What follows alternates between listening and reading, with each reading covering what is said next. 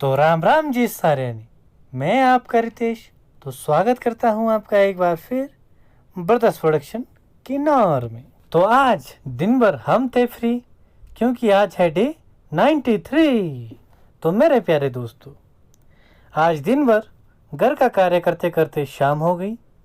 तो YouTube family रात्रि भोजन करने के पश्चात किताबों से फिर से ज्ञान प्राप्त किया और अपने दिमाग को अपडेट के लिए एक कदम और बढ़ाया और अपने उंगलियों को फिरो के अपनी टाइपिंग स्पीड बढ़ाने की कोशिश की और साथ ही साथ अखबार पढ़कर आज की दिनचर्या यहीं समाप्त की। तो ऐसे ही बने रहे हमारे यूट्यूब चैनल पर। लाइक करें, शेयर करें, सब्सक्राइब करें।